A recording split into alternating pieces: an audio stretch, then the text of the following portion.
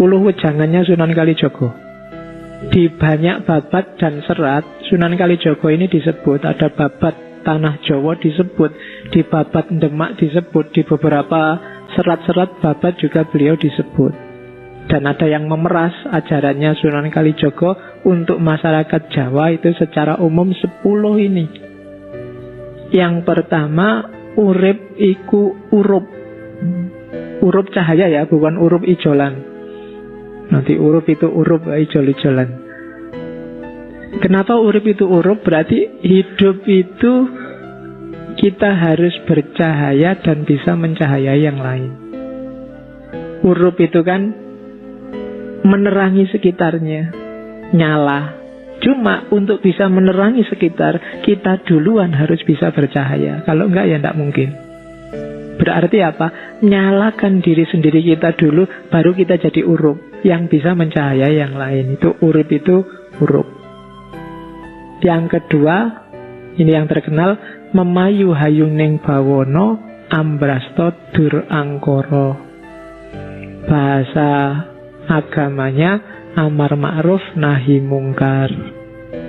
Terus yang ketiga, surodiro joyo ningrat lebur dining pangastuti.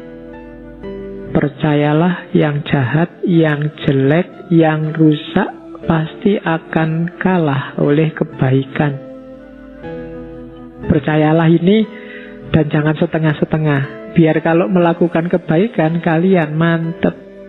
Biar nggak kayak tadi yakinnya cuma 50%, 10%. Kamu nggak percaya sama Allah.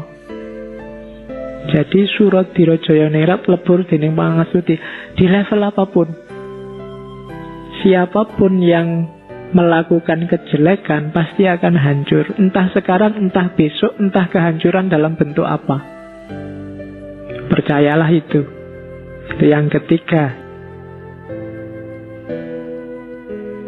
Yang keempat, ngeluruk tampo bolo, menang tampo ngasorake, sekti tampo aji, sugih tampo bondo.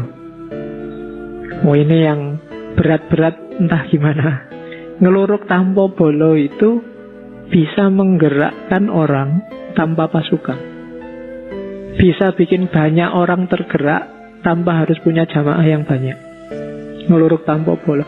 Gara-gara kehadiranmu orang jadi berbuat baik semua tanpa harus kamu deklarasikan ini jamaah kita semua sedang geruduk ke sana. Nah, ngeluruk tampo bolo itu tidak membanggakan kuantitas seperti yang kadang-kadang kita lakukan.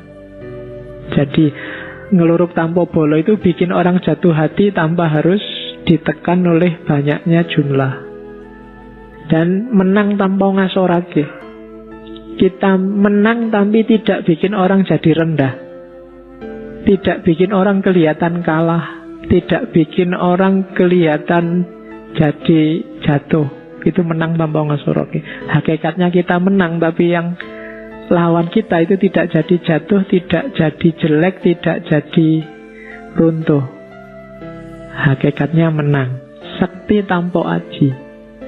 Tanpa harus punya ajian macam-macam, kita punya daya. Sakti tanpa aji itu berarti apa? Ilmunya tidak tergantung pada diri kita, tapi pada di luar kita. Ya maunya pada Allah. Para wali itu sakti tanpa aji. Waktu dibutuhkan bisa. Sunan Bonang itu waktu butuh nunjuk pohon aren itu jadi emas.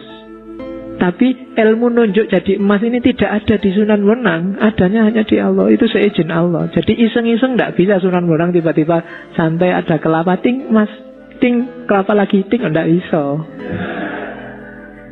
Jadi sekti tanpa aji. Kalau sekti dengan aji itu adanya di kamu, bisa diulang-ulang, bisa tapi sekti tanpa aji bukan di kita. Kesaktian kita tergantung di luar kita. Maksudnya di luar diri kita. Jadi Allah.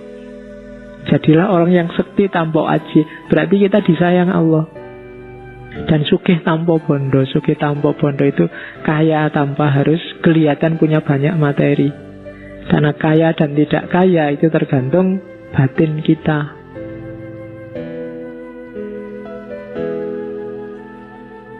Terus Datan serik lamun ketaman, datan susah lamun kelangan. Tidak dengki, tidak iri, tidak mangkel pengen balas dendam kalau ketaman. Ketaman itu tersinggung, diserang, dijatuhkan, dilecehkan. Tidak. Hatinya tidak cacat gara-gara itu. Tetap jalan di jalur yang baik.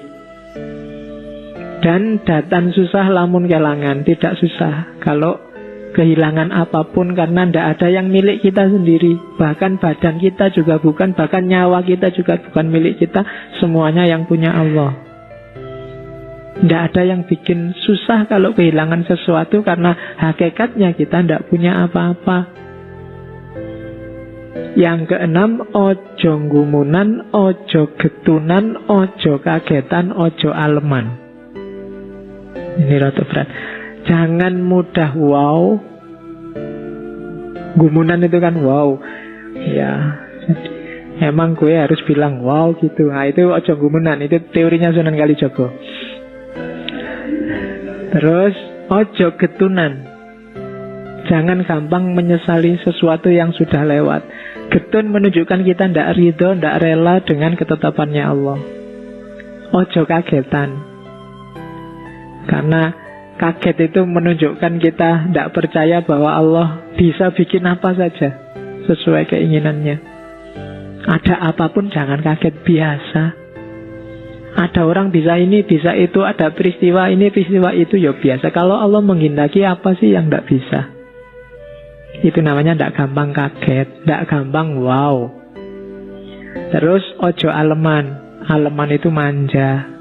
Ya jangan manja. Manja itu sumbernya orang terus jadi males dan bergantung pada yang lain.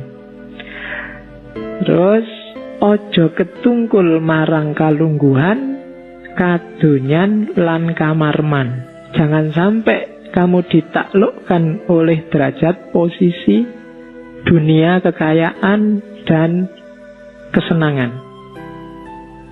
Jadi hampir semua sufi bilang kayak gini ya, jangan sampai dunia menaklukkan kita. Apakah itu kalungguan, kadonyan, atau kamarman. Nyari seneng saja, nyari kaya saja, atau nyari posisi, derajat saja. Yang kedelapan, ojo keminter, mundak keblinger, ojo cidro, mundak ciloko. Keminter itu jane ndak pinter, pura-pura pinter untuk minteri orang lain. Dan ojo cidro, mundak ciloko. Cidro itu menyalahi janji, tidak bisa dipercaya. Cacat secara sosial. Kalau kita cacat secara sosial, kita akan celaka.